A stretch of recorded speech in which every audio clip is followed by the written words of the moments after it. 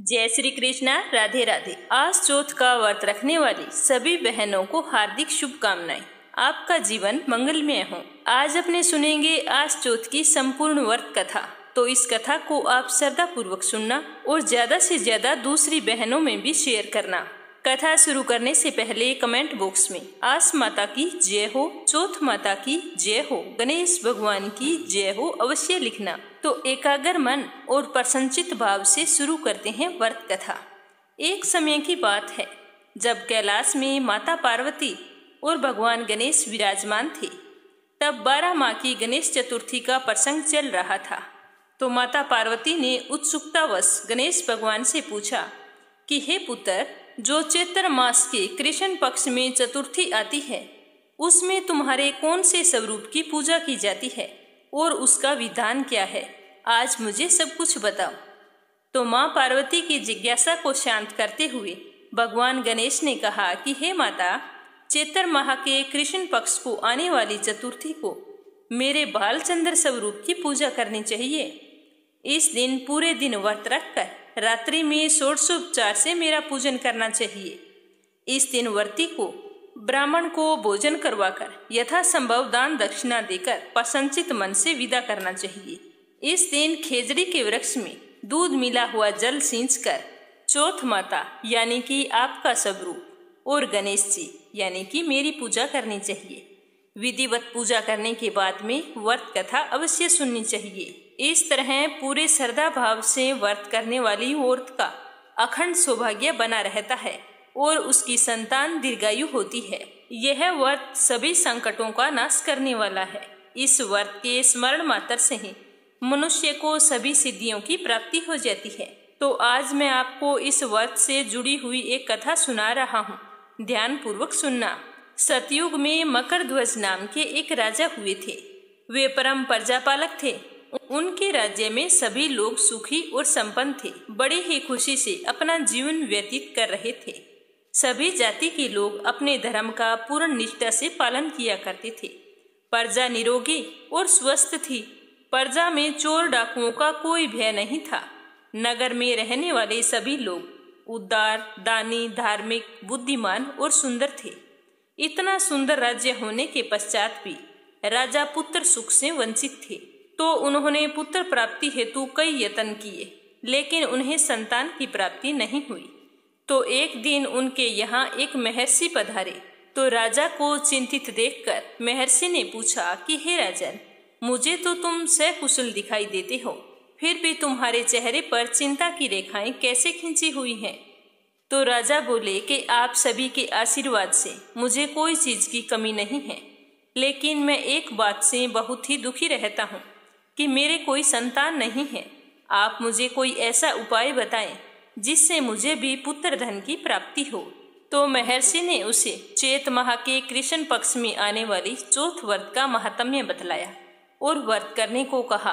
तो राजा और रानी ने इस संकट चौथ का व्रत बड़े ही श्रद्धा भाव से किया। तो रानी ने चौथ माता की कृपा से 9वें महीने सुंदर पुत्र को जन्म दिया। पुत्र रत्न की प्राप्ति होने पर राजा की खुशी का कोई ठिकाना ना रहा। अब वो अपना सारा राज्य का संपूर्ण कार्यभार अपने मंत्री धर्मपाल को सौंपकर नाना प्रकार के खेल खिलौने से सिर्फ अपने राजकुमार का ही पालन पोषण करने लगे और उस व्रत के बारे में भूल गए। और उधर मंत्री के हाथ में शासन आ जाने से मंत्री धर्मपाल भी धन धान्य से संपन्न हो गया। अब मंत्री महोदय को भी एक से बढ़कर एक पुत्रों की प्राप्ति हुई। तो समय के साथ राजा का पुत्र और मंत्री के पुत्र बड़े होने लगे। जैसे ही वो विवाह योग्य हुए तो मंत्री ने अपने सभी पुत्रों का बड़े ही हंसी खुशी के साथ विवाह संपन्न कर दिया। सारे सुखी और संपन्न थे। मंत्री के सबसे छोटे पुत्र की बहू आई। वो बहुत ही धर्मपरायण थी। वो गणेश जी की परम भगत थी। तो शादी के बाद में चैत्र माह के कृष्ण पक्ष की चतुर्थी आने पर उसने भगवान गणेश का श्रद्धा पूर्वक व्रत रखा और पूजा पाठ की। तो उसे इस तरह व्रत और पूजा पाठ करते देखकर उसकी सास विचलित हो गई और कहने लगी कि तू ये क्या कर रही है? ये तंत्र मंत्र करके मेरे पुत्र को वश में करने का उपाय कर रही है। परंतु बहू ने कोई जवाब नहीं दिया। वो लगातार अपना व्रत करती रही। सास ने बार बार उसे मना भी किया पर उस पर कोई भी असर नहीं हुआ।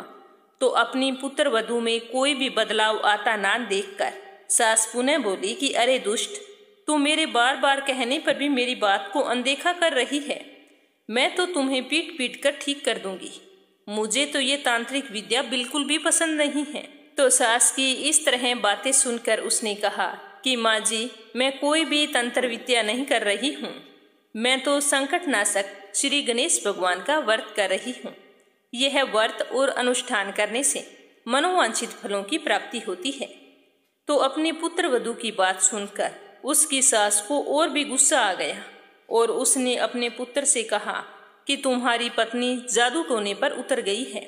मेरे बार बार समझाने पर भी उस पर कोई असर नहीं हो रहा है। मैं तो कहती हूँ कि इसे खूब मारो पीटो, तब उसकी अकल ठिकाने आएगी। मैं तो कहती हूँ तो कहती है गणेश जी की पूजा करती हूँ।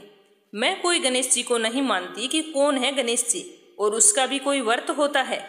हम लोग तो राजकुल से हैं, हमारी किस विपत्ति को वो नष्ट करेंगे।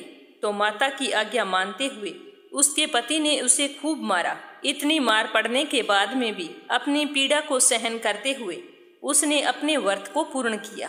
व्रत के अंत में भगवान गणेश का स्मरण करते हुए प्रार्थना करने लगी और कहने लगी कि हे विघ्नेश्वर, हे गणपति, आप हमारे सास ससुर को अपना परचम दिखलाइए ताकि वो आपकी महिमा समझ जाए, उनके मन में आपके प्रति श्रद्धा भाव जाग जाए। तो अपने भक्त की करुण पुकार सुनकर भगवान गणेश जी ने देखते ही देखते राजा के पुत्र का अपहरण करके उसे धर्मपाल के महल में कहीं छुपा दिया। उसके बाद राजकुमार के सभी वस्त्रों को उतारकर राजमहल में फेंक दिया और खुद अंतर्ध्यान हो गई। इधर राजा ने प्रेम पूर्वक अपने पुत्र को पुकारा पर उन्हें कोई उत्तर नहीं मिला। शाम तक इंतजार करने के बाद में राजा को बहुत ही चिंता हुई और उन्होंने बड़े ही शीघ्रता से अपने पुत्र की खोज शुरू कर दी। राजा को अपने महल में पुत्र की पुष्टि न होने पर वे जल्दी से मंत्री धर्मपाल के महल में गए और वहां जाकर अपने पुत्र को खोजने लगे। उन्होंने सबसे पूछा कि मेरा राजकुमार कहाँ है। उसके सभी वस्त्र और आभूषण तो यहाँ पर मिल गए हैं, किंतु मेरा राजकुमार कहाँ चला गया। ऐसा निंदनीय काम किसने किया है। मेरा इकलौता पुत्र, अब मैं उसके बिना क्या करूँगा। तो इस तरह राजा रोने लगे और विलाप करने लगे। राजा की व्याकुलता बुरी तरह बढ़ने लगी। राजा की दशा को देखकर धर्मपाल ने कहा कि हे राजन, आपका चंचल पुत्र कहाँ है। उसका मुझे कोई पता नहीं, किंतु अभी पूरे राज्य में बाग बगीचे आदि स्थानों पर उसकी खोज आरंभ करता हूँ। तो राजा बोले कि वह अब कोई बच्चा तो है नहीं जो इन स्थानों पर मिलेगा। यह तो जरूर किसी की सोची समझी चाल है जो मेरे बच्चे को किसी ने अगवा कर लिया है। उसके बाद व्याकुल राजा नौकरों सेवकों सभी से कहने लगे कि आप सब मेरे पुत्र का जल्दी से पता लगाओ। तो राजा की बात सुनकर राजा के पुत्र की खोज जोरों शोरों से शुरू हो गई, लेकिन राजा के पुत्र का कोई पता नहीं चला। ढूंढ ढूंढ कर बेचारे सारे थक चुके थे और दुखी होकर डरते डरते राजा के समक्ष आकर निवेदन करने लगे कि हे राजन, आप हमें क्षमा करें। अभी तक राजकुमार का अपहरण किसने किया है कोई पता नहीं चला। राजकुमार को पूरे नगर में किसी ने आते जाते नहीं देखा। तो उनकी बातें सुनकर क्रोधित होकर राजा ने अपने मंत्री को बुलाया और कहा कि हे धर्मपाल, मेरा राजकुमार कहाँ है। मुझे साफ साफ बता दो कि मेरा राजकुमार कहाँ गया। उसके सभी वस्त्र आभूषण यहीं पर पड़े हैं, केवल वही नहीं है। अरे नीच, मुझे बता दे कि मेरा राजकुमार कहाँ है, अन्यथा मैं तेरे पूरे कुल का नाश कर दूंगा। इसमें जरा भी संदेह मत रखना, जो मैंने कहा है वो मैं करके दिखाऊंगा। तो राजा की बात सुनकर मंत्री धर्मपाल विचलित हो गया। मंत्री धर्मपाल ने राजा के समक्ष नमस्तक होकर कहा कि हे भूपाल, मेरा विश्वास कीजिए, मैं अभी पता लगाता हूँ कि इस नगर में कोई अपहरणकर्ताओं का कोई गिरोह तो नहीं है या कोई डाकू यहाँ पर वास करते हों। मेरी तो खुद समझ में नहीं आ रहा कि किस नीच आदमी ने ये कर्म किया है और कर्म करके न जाने कहाँ गायब हो गया। आप चिंता मत करो, मैं राजकुमार का अवश्य पता लगाऊंगा। ऐसा कहकर धर्मपाल अपने महल में आकर अपनी पत्नी और पुत्रों से पूछने लगा और अपनी पुत्र की सभी पुत्र वधुओं को बुलाकर पूछा कि यह नीच कर्म किसने किया है। यदि राजकुमार का पता नहीं चला तो राजा मुझे और मेरे पूरे वंश को नष्ट कर देंगे। तो अपने ससुर की बात सुनकर सबसे छोटी बहू ने कहा कि हे पिताश्री, आप इतने चिंतित क्यों हो रहे हैं? यह सब भगवान श्री गणेश की लीला है।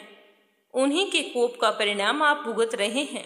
तो उसके ससुर धर्मपाल ने कहा कि ऐसा मैंने क्या कर दिया जो आप इस तरह कह रही हो। तो उसने अपनी गणेश पूजा और अपनी सास की दी हुई यातना और पति द्वारा की गई पिटाई के बारे में अपने ससुर को बताया। तो बहू की सारी बात सुनकर धर्मपाल को बहुत ही अफसोस हुआ और उसने अपने पत्नी और अपने बेटे को खूब फटकारा और छोटी बहू से कहा कि बेटा, मैं इन दोनों की तरफ से तुमसे माफी मांगता हूँ। अब तुम ही बताओ कि इस बात का सुधार कैसे होगा। तो अपने ससुर की बात सुनकर उनकी छोटी बहू बोली कि पिताश्री, अगर आप श्री गणेश की पूजा आराधना करें तो आपको इस समस्या से जरूर छुटकारा मिलेगा। आप राजा को जाकर कहो कि राजा से लेकर नगर की सभी प्रजाजन पूर्ण श्रद्धा के साथ गणेश चतुर्थी का व्रत करें तो राजकुमार अवश्य सकुशल लौट आएगा। तो मंत्री धर्मपाल अपनी छोटी बहू की सारी बातें सुनकर उनके कहे अनुसार राजा के पास जाकर छोटी बहू द्वारा कही गई सारी बात उन्हें बता दी और कहा कि मेरी बहू ने कहा है कि भगवान गणेश आपके राजकुमार को अवश्य लौटा देंगे। ये मेरा वचन है और मेरा वचन कभी भी मिथ्या नहीं होता। तो मंत्री की बात सुनकर राजा सहित सभी नगरजनों ने गणेश जी को प्रसन्न करने के लिए व्रत रखा और विधिवत पूजा अर्चना की। तो उन सभी के व्रत से गणेश जी भगवान प्रसन्न हो गए और देखते ही देखते सभी लोगों के सामने उन्होंने राजकुमार को प्रकट कर दिया। तो राजकुमार को अपने समक्ष देखकर राजा सहित सभी नगरवासियों की खुशी का कोई ठिकाना ना रहा। वो तो बस राजकुमार को आश्चर्यचकित होकर देखने लगे। राजा अपने पुत्र को पुनः पाकर बहुत ही खुश हुए। उनकी खुशी का कोई ठिकाना ना रहा और वो भगवान गणेश जी की लीला को देखकर नमस्तक होकर कहने लगे कि भगवान गणेश, आप धन्य हैं और धर्मपाल, तुम्हारे छोटे पुत्र वधु भी धन्य हैं, जिसकी कृपा से आज मेरा पुत्र यमराज के वहां जाकर दोबारा लौट आया है। मैं तुम्हारा यह एहसान कभी नहीं भूलूंगा। तो राजा की बात सुनकर धर्मपाल ने अपनी छोटी बहू से कहा कि हे पुत्री, तुम सत्य कह रही थी, तुम धन्य हो। हमारे कुल में एक तुम ही हो जो मेरा और मेरे कुल का उद्धार करोगी। क्योंकि हे सुलक्षणी, मैं मंदबुद्धि होने के कारण भगवान गणेश के व्रत की महिमा नहीं जानता हूँ, पर आज आपके कहे अनुसार मैंने गणेश जी के चमत्कार को देख लिया है। आज के बाद तुम्हारे व्रत और पूजा पाठ में कोई भी रोका टोकी नहीं की जाएगी, ये मैं वचन देता हूँ। उसके बाद में धर्मपाल का पूरा परिवार, राजा और सारे नगरवासी इस संतानदायक व्रत को विधिवत करने लगे। सारी कथा सुनाकर श्री गणेश जी भगवान बोले कि हे माता, इस व्रत से बढ़कर इस लोक तथा अन्य लोकों में कोई दूसरा व्रत नहीं है। अब सुनेंगे आस माता की कहानी। बोलो आस माता की जय हो। प्राचीन समय में एक राजा और एक रानी रहा करते थे। इकलौता पुत्र होने के कारण उसका लालन पालन राजा ने अत्यधिक लाड प्यार से किया था। इसीलिए वह राजकुमार अपनी मनमानी करने लगा। अक्सर राजकुमार पनगढ़ पर जाकर पानी लेकर जाने वाली औरतों के मटके फोड़ दिया करता था। उसे बहुत समझाया पर वो किसी की बात नहीं मानता था। तो एक दिन सारी औरतें परेशान होकर अपनी समस्या को लेकर राजा के पास गई। तो राजा ने अपने राज्य में सभी को आदेश दिया कि कोई भी पानी भरने के लिए मिट्टी के घड़े का उपयोग ना करे। इसके बाद सभी स्त्रियां तांबे या पीतल के घड़े में पानी भरने लगी। तो राजकुमार ने तांबे और पीतल के घड़े देखे तो उसने एक नई तरकीब निकाली। अब वह कंकड़ के स्थान पर शीशे और लोहे से सभी के घड़े फोड़ने शुरू कर दिए। तो राजकुमार की इस तरह नित नई शरारतों से राजा क्रोधित हो गए और उन्होंने राजकुमार को देश से निकाल दिया।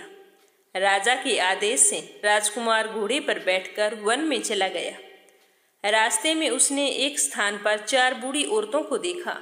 तो अचानक से राजकुमार का चाबुक जमीन पर गिर पड़ा। उसने घोड़े से उतरकर चाबुक उठाने के लिए अपना हाथ नीचे किया तो उन बूढ़ी औरतों को लगा कि वह प्रणाम कर रहा है। जैसे ही वह वापस घोड़े पर चढ़कर उनके पास से गुजरने लगा तो उन चारों बूढ़ियों ने पूछा कि राजकुमार, तुमने किसको प्रणाम किया? तो उसने उन सभी का मन रखने के लिए चौथी बुढ़िया की ओर इशारा करके कह दिया कि मैंने तो इन्हें प्रणाम किया था।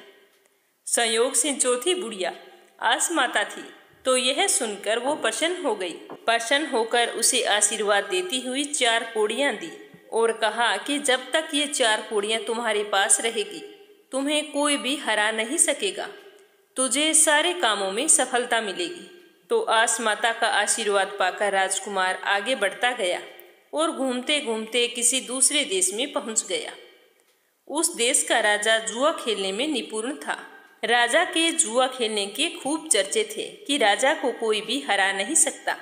जब इस बात का पता राजकुमार को लगा तो राजकुमार ने राजा के साथ जुआ खेलने की सोची और राज दरबार में जाकर राजा को प्रणाम करके कहा कि मेरी एक इच्छा है कि मैं आपके साथ जुआ खेलूं। तो राजकुमार की बात सुनकर राजा हंसने लगे और बोले कि हाँ हाँ क्यों नहीं। तो दूसरे दिन दोनों के जुआ खेलने की व्यवस्था की गई। राजा और राजकुमार दोनों जुआ खेलने लगे तो राजकुमार से राजा जुए में हार गए, क्योंकि राजकुमार के पास आस माता की दी हुई वो 4 कौड़ियां थी, इसीलिए उसे कोई भी हरा नहीं सकता था। तो राजा अपने जीवन में पहली बार किसी से जुए में हारे थे। तो राजा को जुए में हारने का कोई भी दुख नहीं था। उन्हें तो राजकुमार की जीत पर खुशी हो रही थी, क्योंकि उन्हें राजकुमार बहुत ही भा गया और अपने बूढ़े मंत्री की सलाह लेकर अपनी पुत्री का विवाह राजकुमार के साथ कर दिया। तो राजा की बेटी भी अच्छे विचार वाली, शीलवान और सदाचारिणी थी। वह अपने पिता के घर में रहकर अपने ससुराल की कमी हमेशा महसूस करती थी और उनकी कमी को पूरा करने के लिए राजकुमारी कपड़े की गुड़िया बनाकर उन्हें ही सास, ससुर, ननंद मानती थी और रोजाना सुबह जल्दी उठकर उनके पैर छूकर आशीर्वाद लेती थी। इसी तरह समय बीतता गया। एक दिन राजकुमार ने अपनी पत्नी को ऐसा करते देख लिया तो उसने पूछा कि तुम रोजाना ये क्या करती हो? तो उसने कहा, भी मेरी भी इच्छा है कि मेरे भी सास ससुर हो, ननंद हो, मैं उनकी सेवा करूं और ननंद से खूब बातें करूं। तो पत्नी के मुंह से सास ससुर की बात सुनकर उसे अपने माँ बाप की याद आई। तो वह राजा के पास जाकर अपने देश जाने के बारे में बताया। तो राजा भी सुनकर बहुत ही खुश हुए और उन्होंने अपनी राजकुमारी को राजकुमार के साथ खूब सारी धन दौलत देकर विदा कर दिया। जब राजकुमार अपनी पत्नी को लेकर अपने देश पहुंचा तो उसे पता चला कि उसके माता पिता रो रो कर उसके वियोग में अंधे हो गए हैं। तो जानकर राजकुमार को बहुत ही दुख हुआ और वह भागकर अपने महल के अंदर गया और अपने माता पिता को आवाज लगाई। तो उसके माता पिता अपने पुत्र की आवाज को सुनकर बहुत ही खुश हुए। तभी उसकी पत्नी ने आगे बढ़कर अपने सास ससुर के चरण स्पर्श किए तो वो ऐसी संस्कारी बहू देखकर बहुत ही खुश हुए। उसी दिन से राजकुमार की पत्नी अपने सास ससुर की खूब सेवा करने लगी, जिससे उनके आंखों की रोशनी लौट आई। सास ससुर के आशीर्वाद से राजकुमार की पत्नी ने बहुत ही सुंदर पुत्र को जन्म दिया। आस माता की कृपा से उनका जीवन फिर से सुखी और संपन्न हो गया। उनके सारे कष्ट दूर हो गए। राजकुमार भी बहुत ही जिम्मेदार बन चुका था। तो राजा ने अपने बेटे को वहां का राजा नियुक्त कर दिया। हे आस माता, जैसे आपने राजा की आस पूरी की वैसी हमारी भी करना और हम सब पर आपका आशीर्वाद बनाए रखना। एक बार की बात है, एक गांव में 4 भाइयों का परिवार रहता था। 3 भाइयों के घर में धन की कोई कमी नहीं थी, लेकिन सबसे छोटा भाई उन तीनों में सबसे ज्यादा गरीब था। उसकी पत्नी अपनी तीनों जेठानियों के वहां जाकर उनके घर के काम काज करती, उनकी गायों का दूध निकालती, गायों को चारा डालती और उनका गोबर डालती तथा उनके बच्चों को भी संभालती थी। उसकी जेठानियां आस माता का व्रत करती और आस माता की कथा कहती थी। उनको देखकर उसने भी आस माता का व्रत करना और कथा कहना शुरू कर दिया। जब भी वह पूजा करती तो यह कहती कि आस माता धन देना, धन्य देना, सुख समृद्धि देना, बेटे बहू का सुख देना, देवरानों और जेठानियों का साथ देना, गले में हार देना, दूध घी देना। उसकी जेठानियां जब भी उसको ऐसा कहते हुए सुनती तो उसकी मजाक उड़ाती और आपस में कहती कि इसके पास कुछ भी नहीं है, लेकिन दुनिया भर की चीजें मांग लेती है। एक दिन सभी देवरानियां जेठानियां अपने खेत में काम कर रही थी और बच्चे घर पर खेल रहे थे। जब बच्चों को भूख लगी तो वो अपने घर पर खाना खाने के लिए चले गए। उस गरीब औरत के बच्चे भी उनके पीछे पीछे उनके साथ गए। सबने बैठकर खाना खाया तो उन्होंने देखा कि उनके घर पर खाने के लिए कितना कुछ बना हुआ है। जब गरीब देवरानी के बच्चों ने उन दोनों के घर पर बनी हुई खीर खाई तो उन्हें वो खीर बहुत ही स्वादिष्ट लगी। शाम को जब उनकी माँ घर पर आई तो उन्होंने जिद करना शुरू कर दिया कि माँ हम भी खीर खाएंगे। तो यह सुनकर वह औरत बहुत ही दुखी हुई कि मेरे पास तो इनको खिलाने के लिए कुछ भी तो नहीं है, तो मैं कहाँ से लाऊं खीर बनाने के लिए दूध और चावल। यह सोच सोचकर वह बहुत ही दुखी हुई, लेकिन वो खीर तो नहीं बना पाई। अगले दिन जब वह उनके घर पर काम करने गई तो मक्खन निकालने के बाद वह बिना हाथ धोए अपने घर जाने लगी। तो उसकी जेठानी ने उसे टोकते हुए कहा कि ये मक्खन से भरे हुए हाथ लेकर कहाँ जा रही हो। तो गरीब औरत ने कहा कोई बात नहीं, मैं अपने घर जाकर धो लूंगी। लेकिन उसकी जेठानी ने जिद करके उसके हाथ अपने घर पर ही धुलवा दिए। शाम को जब उसके बच्चे खेल कर आए तो उन्होंने बोला कि माँ हमें भूख लगी है। माँ ने दुखी होते हुए कहा कि मैं मक्खन से सने हुए हाथ लेकर घर आती तो हाथ पर लगे हुए मक्खन को पानी में घोलकर तुम लोगों को पिला देती, लेकिन आज मैं वो भी नहीं ला पाई। तो वो और दुखी हो गई कि मैं अपने पति और बच्चों को क्या खिलाऊं। यह सोचते सोचते उसने कुछ कंकड़ पत्थर इकट्ठा किए और उसे हांडी में डालकर सोने के लिए चली गई। उसका पति जब खेत से आया और पूछने लगा कि घर में खाने को क्या बना है, मुझे बहुत ही भूख लगी है, ना खाने को खाना है ना पीने को पानी है, अब मैं क्या खाऊंगा। तो गुस्से से आग बबूला होकर वह प्रणाम करके घर से निकल गया। वहीं दूसरी तरफ भूख, प्यास, नींद और आस माता चारों उसी समय घूमने निकली थी। जब वो आपस में चारों बात कर रही थी कि इसने घर से निकलने से पहले किसको प्रणाम किया है, हमें इससे पूछना चाहिए कि यह किसको प्रणाम करके घर से निकला है। जब वह उनके सामने से गुजरा तो भूख ने उसे रोक कर पूछा कि तुमने किसको प्रणाम किया था। तब उस आदमी ने पूछा कि आप कौन हैं। तब भूख ने कहा कि मैं भूख हूँ, क्या तुमने मुझे प्रणाम किया था।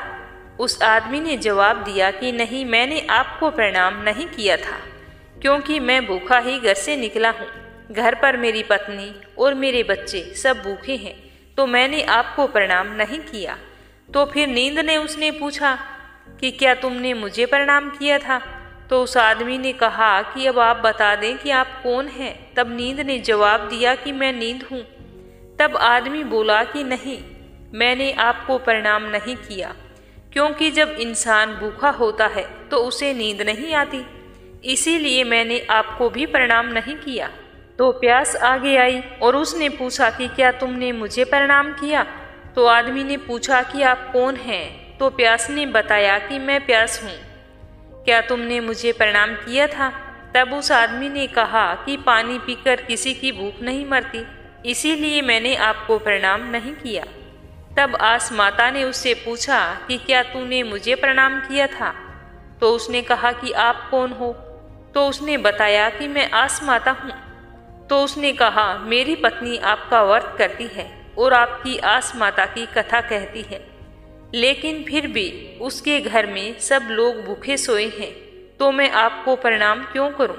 तो आस माता ने उससे कहा कि तुम्हें आगे जाकर एक नगर मिलेगा, तुम वहां जाना और जो तुम्हें चाहिए वो वहां पर तुम्हें मिल जाएगा। अब आगे चलकर एक नगर में वह पहुंचा तो वहां जाकर उसे पता चला कि वहां के राजा की अकाल मृत्यु हो गई है और वहां की प्रजा अपने राजा के लिए बहुत ही दुखी हो रही है। उसने उस गांव वालों के लोगों को बातें करते हुए सुना कि अब अगला राजा किसे बनाया जाए। तो एक आदमी ने जवाब दिया कि हम गांव वालों को एक सभा बुलानी चाहिए और उस सभा में हाथी जिसके गले में माला डालेगा वही हमारा राजा होगा। तो गांव के सभी लोग नहा धोकर स्वच्छ कपड़े पहनकर सभा में उपस्थित हो गए। वह गरीब आदमी एक पेड़ के पीछे छुपकर यह सारी चीजें देखने लगा। हथनी को बुलाया गया और उसके सूंड में एक माला रख दी गई। गांव के सभी आदमी कतार में खड़े हो गए। हथनी पता नहीं किसके गले में हार पहना दे। हथनी ने इकट्ठा किए हुए सभी लोगों के बीच में से एक चक्कर लगाया पर किसी के गले में माला नहीं डाली और वो फिर वहां गई जहां वो आदमी पेड़ के पीछे छुपकर बैठा था। तो वहां जाकर उसके गले में वो माला डाल दी। तो सारे लोग आश्चर्यचकित हो गए कि हथनी से गलती हो गई है। चलो कोई बात नहीं है, हम कल फिर से एक सभा करेंगे और इस बार हम दूसरी हथनी लेकर आएंगे। दूसरे दिन फिर से सभा हुई और आज नई हथनी को लेकर आए। उसने भी जाकर उस गरीब के गले में माला डाल दी। लेकिन दूसरे दिन भी लोगों को लगा कि हथनी से तो गलती हो गई। तीसरे दिन फिर से सभा बुलाई गई और वही बात दोहराई गई। तब लोगों की समझ में आ गया कि यही व्यक्ति हमारा नया राजा बनेगा। तो सब लोग उसे राज दरबार में ले गए और राज तिलक की तैयारी करने लगे। जब लोगों ने उसके परिवार का पता पूछा और बोला कि तुम्हारा राज तिलक हो रहा है, तुम्हारे परिवार को बुलाएंगे, तो राज्य के लोग उसके परिवार को लेने के लिए गए। तो परिवार वालों ने पूछा कि आप कौन हो और कहाँ से आए हो। तब लोगों ने कहा कि आपके परिवार का सदस्य हमारे राज्य का नया राजा बनने वाला है और हम आपको आमंत्रित करने के लिए आए हैं। तो यह सुनकर उसके बड़े भाई और भाभियों को बहुत ही ईर्ष्या हुई कि हमारा छोटा भाई जिसके पास कुछ भी नहीं था वो आज राजा कैसे बन गया। लेकिन फिर सभी ने नहा धोकर साफ कपड़े पहने और उसके राज तिलक में शामिल होने के लिए रवाना हो गई। इसी तरह उसकी पत्नी भी अपने बच्चों को लेकर अपने पति को देखने के लिए चल पड़ी और फिर उसके पति का बड़े ही हर्षोल्लास के साथ राज तिलक किया गया। इस तरह वह वहां का राजा बन गया और वो वहां की रानी बन गई। जिस प्रकार उस गरीब ने आस माता की कथा की और व्रत किया और उसके सारे मनोरथ पूरे हुए, उसी तरीके से सभी को आस माता की कथा और व्रत करने वाले की इच्छाएं पूरी होती हैं। हे चौथ माता, आपने जिस तरह उस गरीब की इच्छा को पूरा किया और उसके घर को धन धान्य से भर दिया, वैसे ही आप सबकी आस पूरी करना और सब पर अपनी कृपा दृष्टि बनाई रखना। आस माता की कथा कहने वाले की और कथा सुनने वाले की सभी की इच्छा पूरी करना। एक नगर में एक बूढ़ी माँ रहती थी। वह अपने बेटे की सलामती के लिए 12 महीनों चौथ का व्रत करती थी। हर चौथ को पंसारी से थोड़ा सा गुड़ और घी लाकर 4 लड्डू बनाती, एक बेटे को दे देती, एक से पूजा करती, एक हथकार के लिए निकालती और एक जब शाम को चंद्रमा उदय होता तो चंद्रमा को अर्घ्य देने के बाद में उससे व्रत का पारण कर लेती। दोनों माँ बेटे का गुजर बसर अच्छे से हो रहा था। एक बार उसका बेटा ताई से मिलने के लिए गया। उस दिन ताई ने वैसाखी चौथ का व्रत रखा था।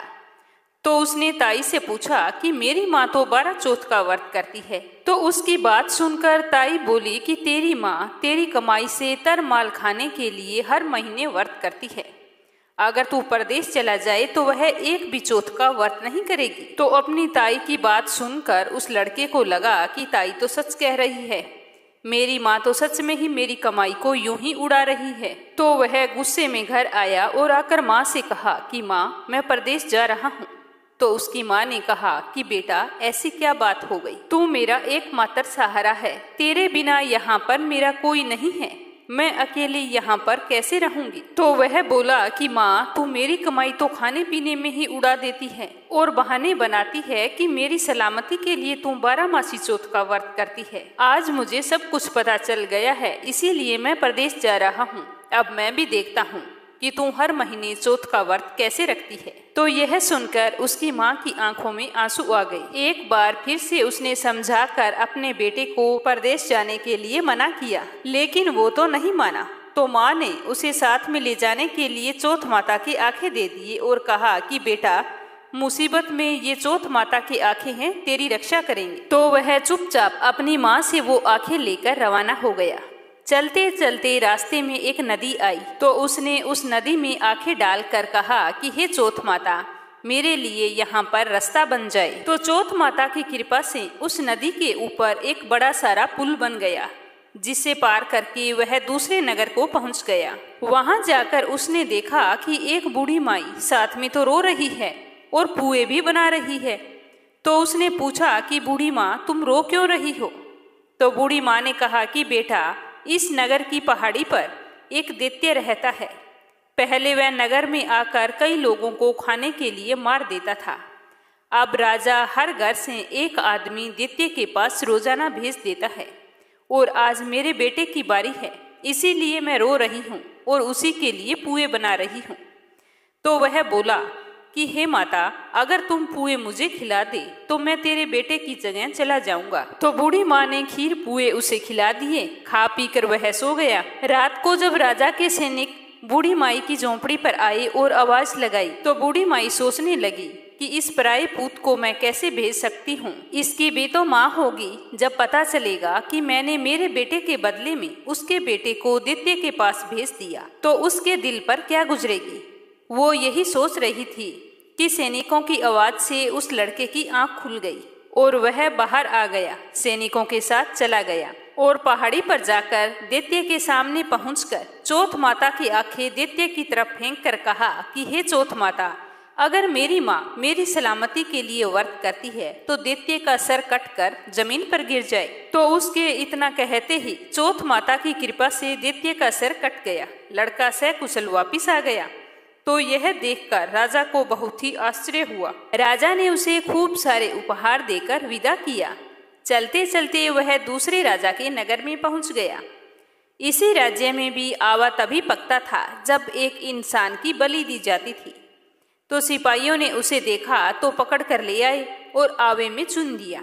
तो लड़के ने आवे के अंदर आंखें डालकर कहा कि हे चौथ माता, यदि मेरी माँ मेरी सलामती के लिए व्रत रखती है तो आवा मेरी बलि के बिना ही झट से पक जाए। तो उसके इतना कहते ही आवा तुरंत से पक गया और आवे में से मिट्टी की जगह सोनी चांदी के बर्तन निकलने लगे। जैसे ही कुम्हार बर्तन निकालने लगा तो अंदर से लड़का बोला कि बर्तन धीरे धीरे निकालना, कहीं मुझे चोट ना लग जाए। तो जैसे ही ये आवाज कुम्हार ने सुनी तो वह तो दौड़ा दौड़ा राजा के पास आया और कहा कि राजन, आवे के अंदर तो भूत है और आज बर्तन भी झट से पक गए। तो यह सुनकर राजा तुरंत वहां पहुंचे और उस लड़के को बाहर निकलवाया और पूछा कि तुम कौन हो और इस आवे में कैसे आए। तो वह लड़का बोला कि तुम्हारे सैनिकों ने ही मुझे पकड़कर यहाँ आवे के अंदर चुन दिया था। तो राजा ने कहा कि फिर तुम जिंदा कैसे बच गए। तो वह लड़का बोला कि मेरी माँ चौथ माता का व्रत करती है और व्रत के प्रभाव से ही मैं जिंदा बचा हूँ। तो राजा को विश्वास नहीं हुआ कि चौथ माता की व्रत करने से क्या ऐसा चमत्कार हो सकता है। तो वह लड़का बोला कि हे राजन, आप मेरी कठिन से कठिन परीक्षा ले सकते हो, फिर तो आपको विश्वास हो जाएगा कि मेरी माँ मेरी सलामती के लिए व्रत रखती है और उसी व्रत के प्रभाव से मैं हर मुसीबत से बच जाता हूँ। तो राजा ने एक चांदी की सुराही मंगवाई और कहा कि सुराही की नली में से निकल कर दिखाओ तो ही मुझे विश्वास होगा। तो लड़के ने चौथ माता को याद करते हुए आंखें सुराही में डाले और कहा कि मैं भंवरा बनूं, सुराही में से निकलूं। तो लड़का भंवरा बनकर सुराही में से निकल गया। तो यह देखकर राजा को विश्वास हो गया कि सच में तेरे ऊपर तो चौथ माता की कृपा है। तो राजा ने खुश होकर अपनी बेटी की शादी उसके साथ करवा दी और सभी लोगों को चौथ माता का व्रत करने को कहा। ऐसा करते करते कई महीनों बीत गए। उसे अपनी माँ की याद आई तो उसने राजा के पास जाकर कहा कि मैं मेरे नगर जाने की सोच रहा हूँ। तो राजा ने रथ, घोड़ा, हाथी और खूब सारा दान दहेज देकर उसे विदा कर दिया।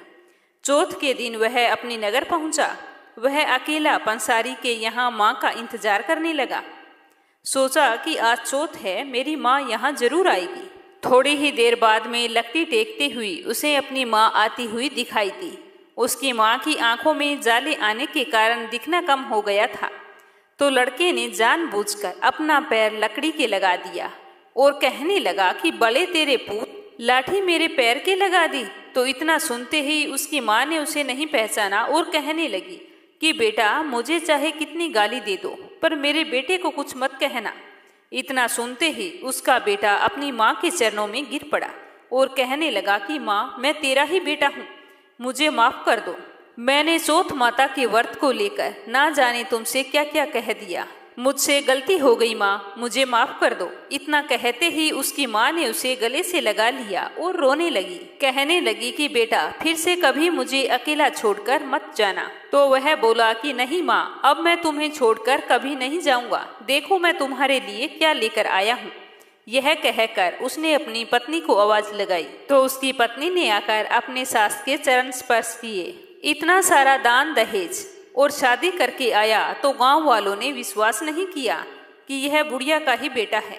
तो बूढ़ी माँ ने चौथ माता को याद करके कहा कि हे चौथ माता, यदि मैं अपने बेटे के लिए व्रत करती हूँ और यह मेरा ही बेटा है तो मेरे स्तन दूध से भर जाए और उसकी धार मेरे बेटे की दाढ़ी पर और बहू की साड़ी पर गिरे। तो चौथ माता की कृपा से ऐसा ही हुआ। तो गांव के सारे लोग चौथ माता की जय जयकार करने लगे। उसी दिन से नगर के सभी लोग चौथ माता का व्रत करने लगे। हे चौथ माता, जैसे आपने बूढ़ी माँ और उसके बेटे की सहायता की, वैसी हमारी भी करना। कहानी कहने वाले की, सुनने वाले की और हुंकारा भरने वाले की, सभी पर अपनी कृपा दृष्टि बनाए रखना। बोलो चौथ माता की जय हो। पौराणिक कथाओं के अनुसार सतयुग में महाराजा हरिश्चंद्र के राज्य में एक ऋषि शर्मा नाम का तपस्वी ब्राह्मण रहता था। पुत्र के जन्म के बाद ब्राह्मण की मृत्यु हो गई तो पुत्र के लालन पालन की जिम्मेदारी उसकी पत्नी पर आ गई। तो वह विधवा ब्राह्मणी इधर उधर से भिक्षा मांगकर अपने माँ बेटे का पेट पालती थी। उसी नगर में एक कुम्हार रहता था। वह मिट्टी के बर्तन बनाता था, लेकिन उसके बर्तन हमेशा ही कच्चे रह जाते, जिसकी वजह से वह हमेशा परेशान रहता था। एक दिन उस कुम्हार ने अपनी समस्या एक तांत्रिक को बताई कि मेरे आँव के बर्तन पकते क्यों नहीं हैं, इसका कोई समाधान बताएं। तो वह तांत्रिक बोला कि अगर तुम किसी बच्चे की बलि देते हो तो तुम्हारे आँव के बर्तन सारे के सारे अच्छे से पकने लगेंगे। दूसरे दिन संकट चौथ का दिन था। विधवा ब्राह्मणी ने संकट चतुर्थी का व्रत रखा था। वह अपने पुत्र के लिए 12 मासी संकट चौथ के व्रत किया करती थी। तो उस ब्राह्मणी का पुत्र संकट चौथ की मूर्ति को अपने गले में डालकर खेलने के लिए चला गया। तो रास्ते में उसे कुम्हार ने पकड़ लिया और घड़े पकाने वाले आँव में उसे डाल दिया। इधर उसकी माता कुछ देर इंतजार करने के बाद में अपने पुत्र को यहाँ वहाँ ढूंढने लगी, लेकिन उसका पुत्र नहीं मिला। अपने बेटे के ना मिलने पर विधवा ब्राह्मणी बहुत ही परेशान हो गई और गणेश जी भगवान से प्रार्थना करने लगी कि हे गणेश जी, मेरा बेटा ही मेरा एकमात्र सहारा है, मैं उसके बिना अपना जीवन कैसे गुजारूंगी। अगर मैंने सच्चे मन से आपके व्रत किए हैं तो आज मेरे बच्चे की रक्षा करो, ना जाने आज वो कौन सी परेशानी में होगा। इस तरह इंतजार करते करते पूरी रात बीत गई। सुबह जब कुम्हार अपने घड़ों को देखने के लिए गया तो देखा कि उसमें तो जांघ भर पानी जमा हुआ है और उसके अंदर बैठा एक बालक खेल रहा है। तो इस घटना से कुम्हार बुरी तरह से डर गया और उसने राज दरबार में जाकर सारी आप बीती सुनाई। तब राजा ने अपने मंत्रियों को भेजा कि पता लगाओ कि यह पुत्र किसका है और कहाँ से आया है। जब विधवा ब्राह्मणी को इस बात का पता चला तो वह भागी भागी तुरंत अपने बेटे को लेने के लिए राज दरबार में पहुंच गई। तो राजा ने बड़े ही श्रद्धापूर्वक बुढ़िया को प्रणाम करके पूछा कि हे माई, ये चमत्कार कैसे हुआ। तो वह विधवा ब्राह्मणी बताने लगी कि कल मैंने संकट चौथ का व्रत रखा था। मैं 12 मासी संकट चौथ का व्रत अपने पुत्र के लिए करती हूँ महाराज, यही मेरा एकमात्र जीने का सहारा है। तो संकट चौथ व्रत के पुण्य प्रताप से ही मेरे बच्चे को एक बार फिर से जीवन दान मिला है। तो यह सुनकर राजा को बड़ी ही खुशी हुई। राजा ने बुढ़िया माई को वहीं राजमहल में रहने को कहा और राजमाता का दर्जा दिया और पूरे नगर में ऐलान कराया कि हर बेटे की माँ संकट चौथ का व्रत किया करे। कहा जाता है कि तभी से महिलाएं संतान और परिवार की सुख सौभाग्य के लिए संकट चौथ का व्रत करती हैं। अब अपने सुनेंगे लप्सी और तपसी की कहानी। यह कहानी हर व्रत कथा के बाद में अवश्य सुननी चाहिए।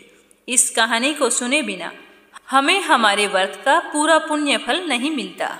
बोलो लपसी तप। तो ये थी आस माता के व्रत में सुनी जाने वाली संपूर्ण व्रत कथा। कथा समाप्त होते ही कमेंट बॉक्स में आस माता और गणेश भगवान का जयकारा अवश्य लगाना। और अगर आपने मीरा भक्ति चैनल को सब्सक्राइब नहीं किया है तो जरूर करना। आस माता आपकी सारी मनोकामनाएं पूर्ण करे। जय श्री कृष्णा। राधे राधे।